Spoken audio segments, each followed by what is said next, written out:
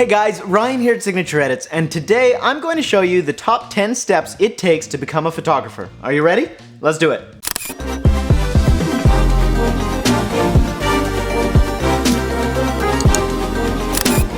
Alright, so first things first, let's get one thing clear. There are no 10 perfect steps to becoming a photographer. Everybody has a different story. You talk to any photographer and they'll say, well, I started off by doing this and then this led to that, and it's not a process that you can replicate. It kind of happens organically. You don't know what the future is going to hold, but when you look across every single photographer, every single creative, I believe that there are 10 steps that they all take along the way to get to where they are. So here's the 10 steps according to Ryan. Are you ready? Let's do it. The first step is just do it.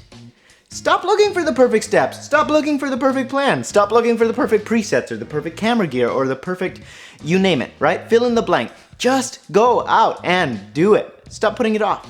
If you are feeling like, oh, I just don't know enough. I don't know enough to take pictures. Well, go out and take some pictures and you'll learn pretty fast. If you're thinking, oh, I just don't have any experience, well, go volunteer somewhere, get some experience. Ask your friends if you can take their photos. Talk it up. You can do it, but only if you actually take action. So that is step number 1. Stop procrastinating. Do it. Just do it. Okay?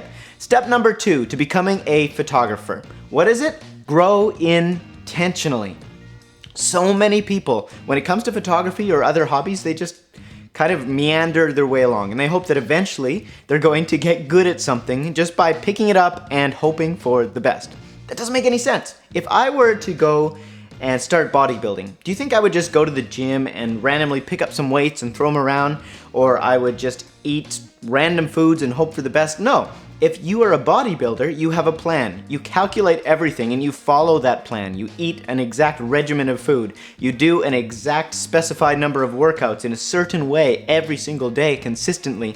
Why do you expect it to be different for photography, right?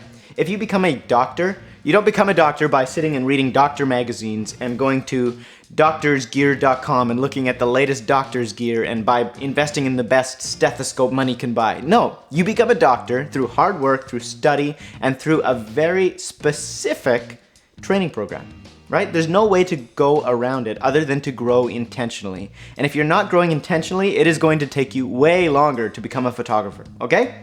Step number 3, take risks. If you want to become a photographer, you have got to take risks. If you want to do anything in life that is worth doing, you have to take some risks sometimes, because when you're getting started, you don't have much experience. There is a high chance that you will fail and you will mess up. Actually, you know what? I'm going to change that. There is a 100% chance that at some point in your photographic career, you are going to mess up. Maybe you're going to forget to back up a card. Maybe you're going to find yourself in a situation where you're photographing something and you really have no idea how to work the lights, or your camera just isn't working properly. Well, the problem is if you never set yourself up in those situations where you're challenged, you are never going to win. You're never going to learn. You're never going to grow. So you have to take risks. You have to put yourself out there, and you have to sometimes set goals that seem a little bit too big. You have to take on stuff that maybe you don't feel quite comfortable doing, because if you don't, you're never going to grow. Again, going back to our gym analogy, if you want to grow your muscles, you have to push them beyond what they are comfortable doing. If you want to learn to play the guitar, you have to practice things that you can't do yet. And you have to start playing those songs that you can't play yet so that you can eventually play them. If you're just always sitting around playing hot cross buns and never playing anything harder than that because that's what's comfortable, you're never going to become awesome at guitar. Side note, who plays hot cross buns on guitar? I don't know. If it's you, please leave me a comment because I want to know you personally. Tip number 4, if you want to become a photographer, you have to follow this step. No, you don't, but it'll make it way easier. Shoot for free, okay? You don't have to get paid for everything you do or else it's not worth your time. I made this mistake early on, expecting everybody to appreciate my awesomeness and want to pay me huge sums of money for my amazing photos. They weren't amazing.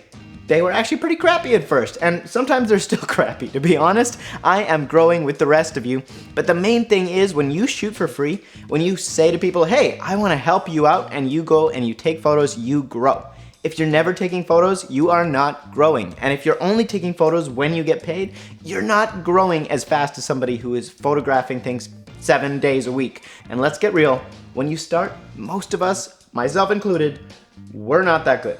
You're just not that good. You might think you're good, but Hindsight, a year from now, you look back and be like, man, I knew absolutely nothing. And that's a good thing because that means you've grown, okay? Step number 5 to becoming a photographer. Buy a decent toolbox. No, do not buy the best camera out there, but you need a camera to be a photographer. It makes sense, right? And people will disagree with me on this, and I've said it myself. You don't need an amazing camera to take amazing photos. You don't. But it is way easier to take amazing photos when you have a good camera. Same thing, you wouldn't hire a mechanic and they come over to work on your car and all they've got is a Swiss Army knife, right? Doesn't make sense. Maybe they could figure things out with a Swiss Army knife and some duct tape, but chances are it would take them a lot longer, it'd be a lot harder. They might mess your car up, right? So don't try and photograph a wedding if all you've got is an iPhone. Go out and rent a camera for the day if you need to. Go out and borrow a camera if you need to. Do not be afraid to invest in yourself. Because when you try and do things as cheaply as possible every single time, you wind up holding yourself back. You wouldn't expect a chef to cook you a world-class meal in an easy bake oven, right? It just doesn't happen. They have great tools because the great tools allow them to do their work better, faster, more efficiently, and just enjoy their craft more too. If you don't have the money to buy the most expensive, amazing camera out there, don't worry about it. But you need decent tools.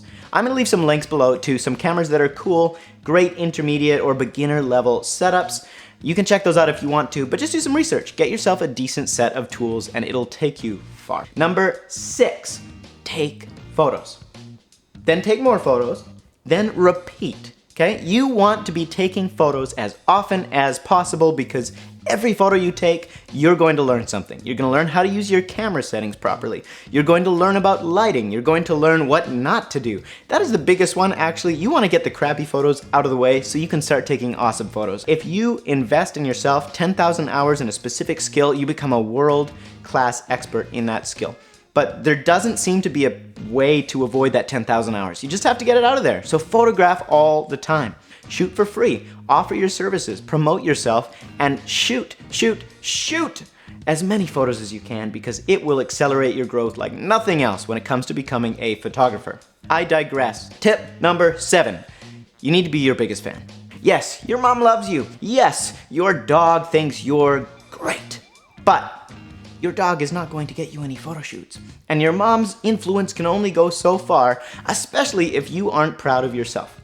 The truth is, if you have confidence in you, then other people can have confidence in you. But if you are not your biggest fan, if you're like, oh yeah, I take photos, who wants to hire that guy? Who wants to hire that girl? Nobody. Because you want somebody who knows what they're doing. You want somebody who's confident they can make amazing photos. Be confident and know that you have to put yourself out there. If you want to make it as a photographer, you need to promote yourself. Don't expect somebody else to do it, and the biggest way you can promote yourself is just by telling people. Being honest, hey, I'm a photographer. If you ever need anything, I'm just starting out, I'll give you the best deal on the planet, and I'm going to make awesome photos of you. You get the point, okay? Moving on. Point number 8 of becoming a photographer, you need to give first. Proverb says, the world of the generous gets larger and larger, the world of the stingy gets smaller and smaller. When you give first, when you help others, when you are generous with your skill, that opens up doors. Trust me, you will do a free shoot for somebody and say, hey, I would love to help you with your business. I would love to capture your wedding. I would love to, congrats, you just got engaged. Let me do some photos for you free of charge, okay? You go out, you take the photos, and then those people are like, man, these are amazing. Will you do our wedding? Oh, just like that. Free gig turns into paid gig. You go out, you help somebody's business, and they're like, wow, this is awesome. And somebody sees their website, says, man, these photos are really good. Who did those for you? Oh, it was so-and-so. You have to check them out. That is how you become a photographer and get work. It's from referrals. It's from people who say, man, this person helped me. They were worth what I paid, or they helped me even before they expected to get paid. That is the easiest way to get referrals and get started as a photographer. Just give. Just be generous. What you sow, you shall reap, okay? Moving on. Point number 9, don't be yourself. No, you're special, you're awesome, you're unique. You just gotta be you and everybody will love you no matter what. No. Yes, you are an amazing individual. You are unique. You have something to offer this world that nobody else does. I believe you have a calling and a purpose and a unique individual value on your life. But as a photographer, when you are starting, when you're just learning to be a photographer, chances are you're not very good at it yet, okay? When I started playing trombone in high school, because I'm the coolest person and I learned trombone in high school, I was not the world's best trombone player, and I didn't say to myself, man, I must be so creative and unique because nobody plays this instrument the way that I do. No, because the truth is that little middle school aged Ryan sucked at playing trombone. Because, you know, that's such a big deal if you don't play trombone well.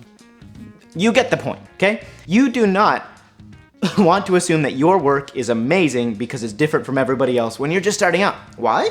Because chances are you're still developing your eye. Your compositions might be just meh, or your lighting might suck, or you might not know your settings or how to edit properly. You might not have your style down in the way that somebody who's been around for years has been.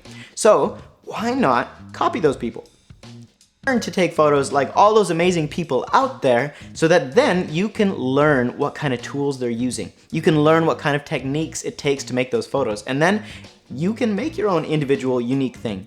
Find photographers you love and copy them. Not because you want to be an exact replica for the rest of your life, but because that is the way to learn, by looking at somebody who's already doing what you want to do and then finding out how they did it and doing the same thing, right? We're not learning randomly here, we're being intentional. Intentional growth. Copy others, don't be yourself. And then, once you've copied others, once you've learned those techniques, you can take them and you can be yourself. You can develop your own unique approach, your own unique vision. And you should always have that in the back of your mind, right? Like if you have certain things you love, do that, you know, pursue that. Definitely dive into that, but don't assume you're better than everybody else and close yourself off to learning and growing. Because if you want to become a photographer, you have got to commit to growing in your craft. Okay, enough said. And point number 10, application equals everything. Absolutely everything. If you're not applying what you're learning, if you are reading blogs day and night, watching YouTube videos like there's no tomorrow, if you binge watch the best series on photography you've ever seen and don't do anything about it, guess what's gonna happen? Zero. Nothing. Nada. They say that knowledge is power, but the truth is that applied knowledge is power. If I know everything there is to do when it comes to getting a six-pack, if I know everything I need to do but I don't do it, what's gonna happen? I'm not gonna wake up and in the night some magic fairy sprinkles dust on me and I wake up with a six-pack. I am going to stay a fat slob because I'm not applying what I've learned. It doesn't matter if I know it in my head. I need to actually go out there and do it. So this one could also be said, AKA, application is better than information, AKA you gotta do the work. There is no way around it. There's no shortcut to not doing the work. You can work smarter, you can know techniques that are maybe gonna move you along faster, being intentional in your work, following the rest of these tips to becoming a photographer will speed the process up, but you've still gotta do the work.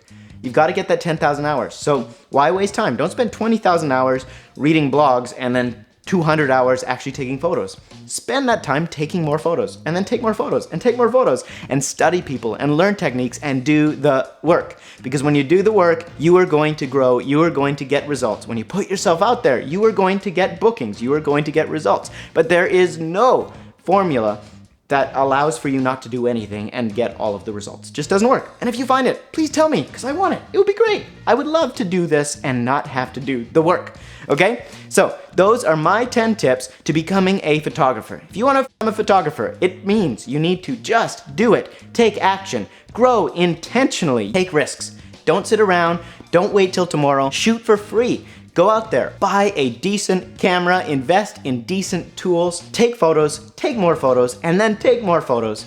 Be your own biggest fan, advertise yourself, tell people what you do, give first, be generous, don't be yourself, copy others. Application is everything. Okay, those are the tips to becoming a photographer. I hope these were helpful for you. If they were, make sure to subscribe, like this video, leave me a comment, let me know what you think, and I will see you in the next one. And hey, if you want to download some free Lightroom presets, jumpstart your editing, make sure to head to signatureedits.com. I will leave a link in the description below for some free presets, all right? Check them out, and I'll see you in the next one. Take care.